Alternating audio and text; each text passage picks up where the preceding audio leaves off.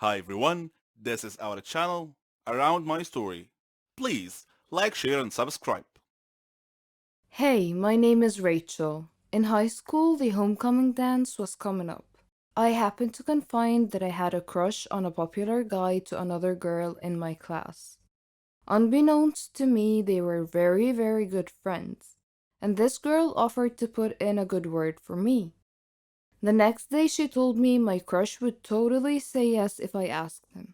So, in between periods, I found my crush in the hallway, asked him to the homecoming dance, and he said yes. Well, homecoming is on Saturday. Today is Thursday. My crush, his friend, and we went to lunch together and I offered to pay in the hopes that this will make them like me even more. And yes, I was that bad. They tell me they want 2 bags of chips, burgers, fries, and 2 small cartons of chocolate milk. No problem. I go to the cafeteria and get those items like a boss. For some reason, I decided to jog over to them, even though that really only shaves off 10 minutes from my trip, but I still did it. I had 2 bags of chips in my mouth, one in my hand with a burger and fries, the other hand with 2 cartons of chocolate milk. They are sitting in the common area. The common area is carpeted, parallel to the cafeteria, which had a tile floor. These rooms are separated by a relatively small metal line on the floor, and as I meet that line, my left foot catches on the metal. No problem, I have another foot. I will just swing that foot forward real quick and save this. But no, the other foot also catches. As I fall straight forward, I try to catch myself with my hands. Well, one hand had the chocolate milk in it, which just burst out, sending chocolate milk in every single direction. My other hand didn't help me either. It slipped on the burger in the bag and the fries go all over the place. The last thing to break my fall was actually my own face. The face with 2 bags of potato chips in my mouth. You know those jokes about chips bags being full of air? Well, they're actually true. As my face collided with the ground, both the bags of chips exploded at the same exact time and it sounded like a gunshot. Somehow one of my shoes just flew off. I tried to melt into the ground and fade out of existence for a moment, and this happened at the meeting point of the common room and the cafeteria. So everyone in both rooms either saw or heard this fiasco and looked over. About 100 students. It's deadly silent for a couple of seconds and then comes the laughter. And dear God, the laughter. It was like a jet engine. Every person there was laughing the hardest they have ever laughed in their whole lives. I even saw the janitor doubled over laughing, bracing himself with a mop handle. A teacher was trying to walk over to help me, but she stopped every couple of feet to use her whole body to laugh at me. All of this happens not 10 feet away from the table in which my crush and his friends were sitting. Everyone is having a great laugh, but my crush has the greatest laugh of all. He has fallen to the ground, with one hand bracing himself on his knees. The other hand is clutched at his ribs as he laughs so hard that no sound comes out. He was wheezing like a dolphin. There is no recovery from this. I walked to the bathroom to clean myself up. The teacher could only manage to hand me my shoe along the way and continue laughing. In the bathroom, the laughter did not die at all for what seemed like a lifetime. When the bell rang, I was still in the bathroom and people were still laughing. While I spent the whole day wallowing in easily the most embarrassing moment of my life, I thought, well, maybe I'm just a funny girl and he will like it. The next morning, I see my crush before class and he walks up to me and he says, "So homecoming is tomorrow." Eager not to speak about the shit show that happened yesterday, I just excitedly said, "Yes, yes, it is." And then he delivers a crisp and says, so this girl that I actually like asked me to go to the dance with her, so I think I'm gonna go. To which I replied, yeah, that makes sense. I totally did not go in the bathroom and cry after that. Anyways, my crush said he will go to homecoming with me.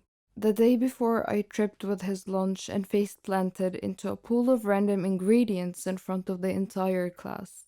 My crush did not go to the homecoming dance with me. Do you remember me? Probably not. I'm the girl that can see the future from Wendy's story. I cannot use my real name for safety purposes. For now, call me Sarah. I might have sounded evil or even crazy in Wendy's story, but believe me, this is not even close to the truth. Let me tell you about myself. I come from an extremely strict family. I'm not allowed to have friends, I'm not allowed to leave the house except for school, and I'm barely allowed to access the internet. I live with my mom, my dad, and my much younger brother. I wouldn't say we're homeless, but we are poor. I discovered my power when I saved my mom's life one time. I was only a kid, and we were picking up my brother from daycare.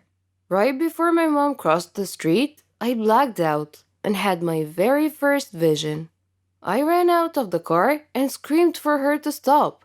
The second she froze in her place, there was a car accident. She could have died. She cried and hugged me, but never cared to ask how it happened. We're not a close family, so I never told anyone. I kept having those visions ever since. Years later, I learned how to control them. The few minutes of internet I was allowed, I always tried to look for a reason why or how I got my power. I never got an answer. I needed a distraction because I felt lost and like I did not belong. Now that I'm finally in high school, I asked my parents if I could have a part time job after school. They never gave me any money, and to be honest, I needed some. I knew they were going to say no, but to my surprise, they agreed on one condition that I give them half of my paycheck. I agreed. I got a job as a waitress in a local restaurant, and it was weird dealing with new people, but it was also so exciting. I quickly made a couple of friends who worked with me. I couldn't bring myself to trust them, but at least I had someone to talk to. One day at the restaurant, I heard some customers talking about something called the dark web. I wondered what it was. After my shift, I casually mentioned it to one of my colleagues. He explained everything to me. It was on my mind day and night. It sounded like a place full of weird people, just like me. With my first paycheck, I bought a new phone and kept it a secret from my parents. I immediately used it to access the dark web. It didn't look scary to me. I entered the chat room and decided I wanted to tell my secret to a stranger. You know what they say. Confide your heart to a stranger. The guy seemed harmless, and he actually listened to me.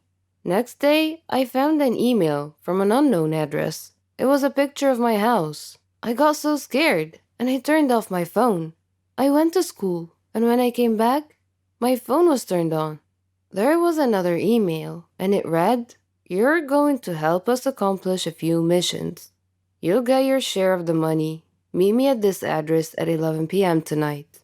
If you try to act smart, you'll regret it." I had no idea what to do, but I knew I had to go. I snuck out that night and met the person from the email. He wore a mask and he threw some pictures at me. They were pictures of my family members. The first thing he said was, "Do you want them dead?"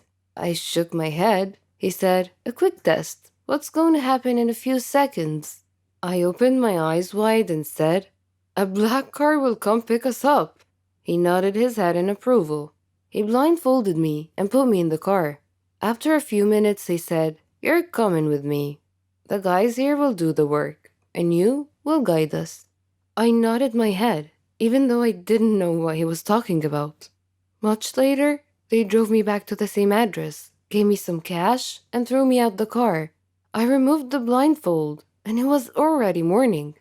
I had to run back home before my parents wake up, and that was the first of many, many missions to come. For a minute there, I enjoyed the thrill and the cash. Sometimes it was too much, and sometimes I had to skip school. And of course, I quit my job. I worked for them for what seemed like a year, until what I feared the most happened. The gang I worked for asked me to help them track a person so they can kill him. It was not a matter of choice. It's either I help them or they kill me and my whole family. I tried to ignore the email. However, an hour later, a server appeared on my phone. It was titled, "We See You," and it was full of pictures from inside my house. 30 seconds later, the page dropped and disappeared. I can't even tell the police. I can't do anything.